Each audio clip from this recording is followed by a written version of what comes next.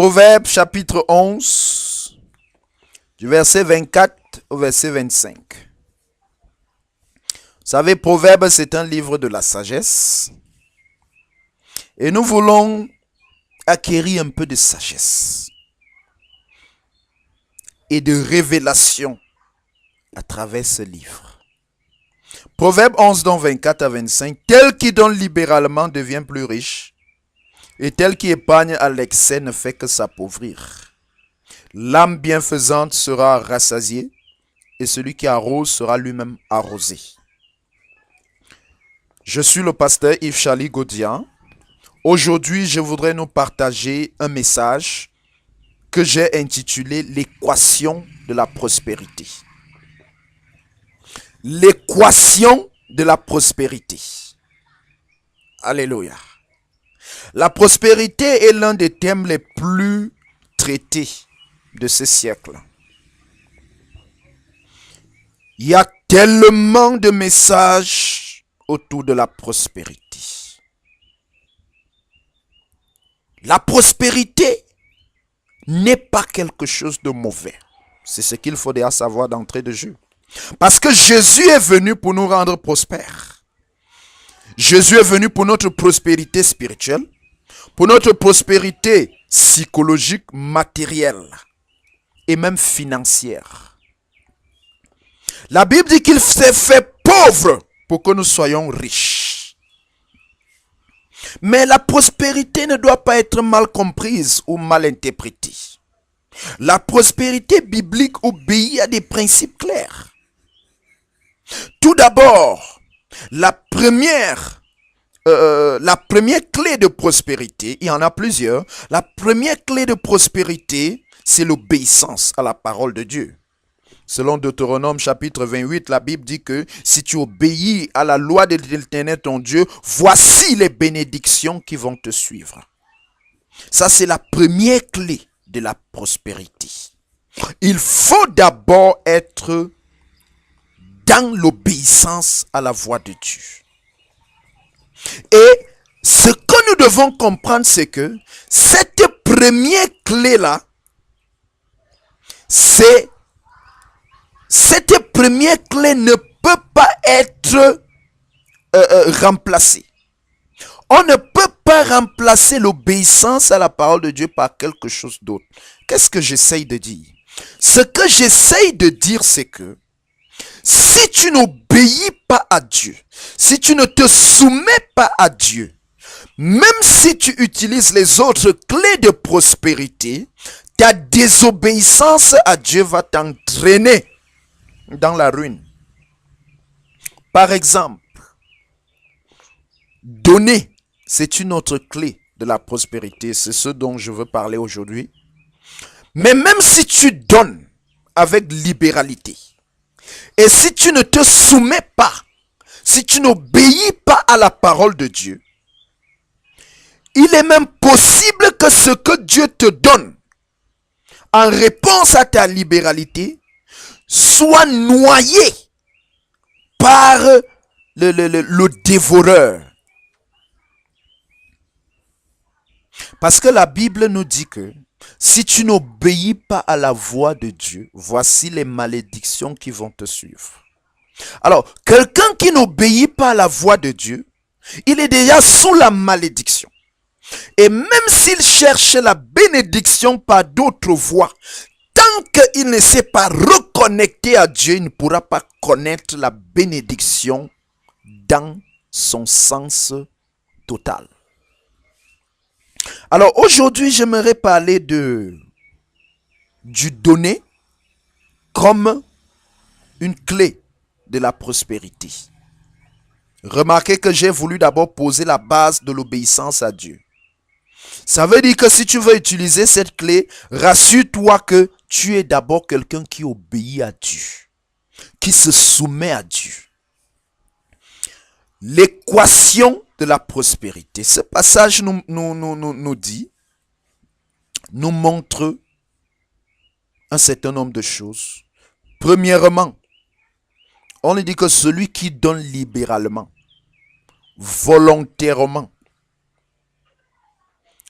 abondamment, devient plus riche. Et celui qui épargne à l'excès ne fait que s'appauvrir. L'équation de la prospérité. Avec Dieu, avec les hommes, la prospérité, c'est le degré d'accumulation des biens. C'est-à-dire, un homme sera prospère lorsqu'il aura suffisamment accumulé les biens. Mais avec Dieu, l'équation s'écrit différemment.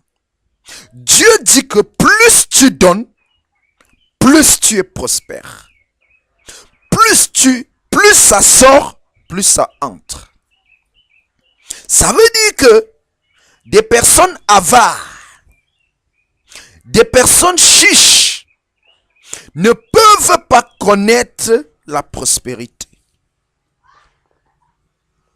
Parce que lorsque tu donnes, Dieu ne te redonne, Dieu ne te rend pas seulement ce que tu as donné. Dieu te donne également la paix, la joie, la tranquillité et le matériel. Si tu veux être béni, il faut savoir donner. Il faut savoir donner. Il faut savoir donner avec joie. La Bible nous donne les caractéristiques du vrai donner. Je n'ai pas dit il faut se laisser arnaquer. Non. J'ai dit il faut savoir donner avec joie. Aujourd'hui, il y a certains hommes de Dieu qui arnaquent les chrétiens pour leur soutirer de l'argent. Ce n'est pas de ça que je parle. Le donner dont je suis en train de parler, c'est ce qui est décrit dans 2 Corinthiens chapitre 9. 2 Corinthiens chapitre 9. La première caractéristique, la Bible dit au verset 6, « Sachez que celui qui sème peu moissonnera peu, et celui qui sème abondamment moissonnera abondamment. » Si tu veux recevoir abondamment, il faut aussi savoir donner abondamment. Ça, c'est la première caractéristique. Nous sommes en train de voir les éléments de notre équation. Deuxièmement, que chacun donne comme il l'a résolu. Que personne ne donne sous pression. Que personne ne donne, c'est-à-dire parce qu'il a été forcé de donner. Sans tristesse ni contrainte. Si tu es contraint à donner, tu n'es plus en train de donner avec joie. Tu n'es plus en train de donner volontairement. La Bible dit, car Dieu aime celui qui donne avec joie. Verset 7. Dieu aime celui qui donne avec joie. Si tu es forcé de donner, si tu donnes malgré toi, si tu donnes avec la tristesse dans le cœur, Dieu n'aime pas ce genre de don. Et tu n'auras pas de bénédiction en retour. Tu n'es pas forcé de donner. Avec Dieu, on n'est pas obligé de donner. Parce que si on donne par obligation, il n'y aura pas de retour. Il n'y aura pas de bénédiction pour ce geste.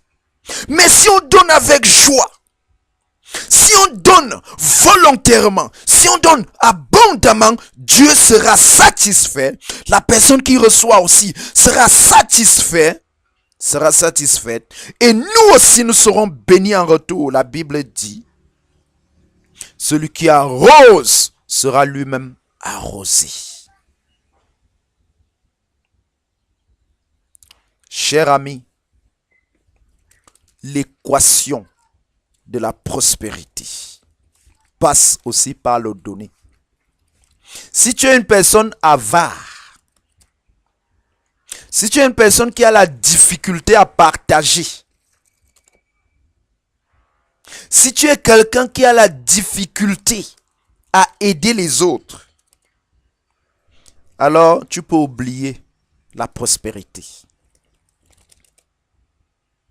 Si tu es une personne qui a la difficulté à donner ses dîmes et ses offrandes à l'église, si tu es une personne pour qui il est tellement difficile d'aider ton frère, d'aider les orphelins et les veuves, oublie la prospérité. Pourquoi est-ce que Dieu bénit celui qui donne abondamment? Parce que Dieu sait qu'en lui donnant encore, il en aura suffisamment pour pouvoir faire du bien encore aux autres. Or, quelqu'un qui est avare, Dieu ne peut pas gaspiller ses bénédictions en les mettant dans les mains d'un avare. Parce qu'il ne fera que les accumuler pour lui seul, pendant que les autres seront en train de souffrir. Dieu a dit à Abraham, celui qui te bénit sera béni. Il dit, je ferai de toi une source de bénédiction. Et celui qui te bénit sera lui-même, je vais bénir tous ceux qui te bénissent. Si Dieu fait d'une personne une source de bénédiction, ça veut dire qu'il va bénir cette personne et cette personne va devenir une source où les autres personnes viendront s'abreuver. Qui profite de tes biens? Est-ce que l'œuvre de Dieu profite de tes biens? Est-ce que ta famille profite de tes biens? Est-ce que les hommes de Dieu profitent de tes biens? Ou alors tes biens c'est pour toi et toi seul? Pour toi et ta petite famille? Dans ce cas, tu n'es pas une source de bénédiction. Dieu veut faire de nous une source de bénédiction. Une source qui libère la bénédiction qu'elle a reçue de Dieu. Une partie pour les autres. Sans contrainte, sans tristesse, sans pression et abondamment. L'équation de la prospérité peut s'appliquer dans ta vie. Sache donner volontairement. Sache donner abondamment. Sache donner avec joie, sans contrainte. Dieu sera content et tu seras béni en retour. Que Dieu te bénisse. Je suis le pasteur Yves Charlie Godia. À la prochaine pour un autre message.